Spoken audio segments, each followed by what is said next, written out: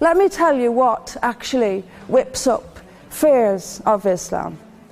We take it from the top: 9/11, the London Underground bombings, Madrid, Mumbai, Mali, Bali, northern Nigeria, Sudan, Afghanistan, Saudi Arabia, Iran, Yemen, Pakistan, death for apostasy, death for blasphemy, death for adultery, death for homosexuality, gender segregation, gender discrimination, unequal testimony between men and women in legal proceedings, child marriage, amputations, beheadings, imprisonment for being raped, anti-Semitism, burqas, execution, as I've said, for this, that and the other, the slaughter of Theo van Gogh on the streets of Amsterdam, death threats on the streets of London, butcher those who insult Islam, Muslim patrols in East London telling people they are entering Sharia-controlled zones, polygamous marriages, marriage not requiring the consent of the bride.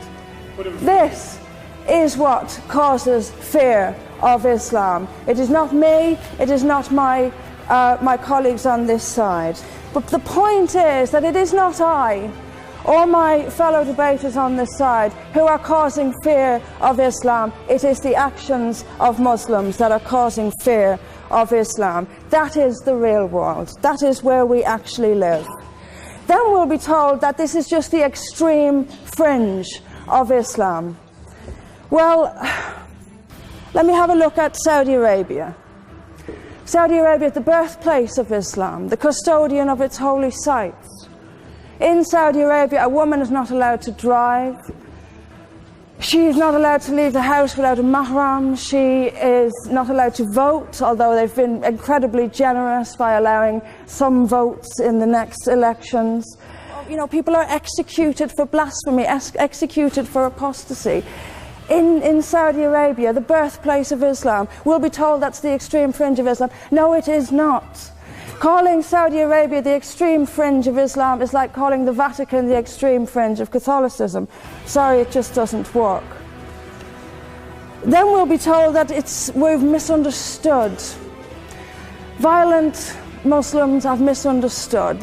Saudi Arabia has misunderstood. Iran, which stones people to death for adultery, has misunderstood. Yemen, which marries children at the age of 9, has misunderstood. Has there ever been a more spectacularly misunderstood religion than Islam? It seems that everyone, these nations who apply it as their laws, nations which have the Koran as their constitution, innumerable nations, where there is no free speech, where there is no freedom of religion, they've all got it wrong. They've all got it wrong. You know, I'm constantly told as well that I need to respect Islam. I'm never quite given a good enough reason why. I am under no greater obligation to respect Islam than I am any other beliefs. I'm under no more obligation to respect a woman oppressed in the name of Islam than if she is oppressed by the BNP or anyone else. I am under no obligation to make compromises with an ideology I simply don't see as peaceful. Why don't I see it as peaceful? Because of the evidence. There are hundreds of millions of peaceful Muslims. That is a fact. But that does not mean that Islam itself is peaceful. Peaceful Muslims interpret verses of the Quran so almost beyond recognition. It's reinterpreted, like the command to beat her. It's there in the Quran, and I've seen Muslim women try to dance around it. They put words in there that simply aren't there. That's what it says. It says beat her. And in the countries where the Quran calls the shots, that is exactly what they do. This is not peace. This is not justice.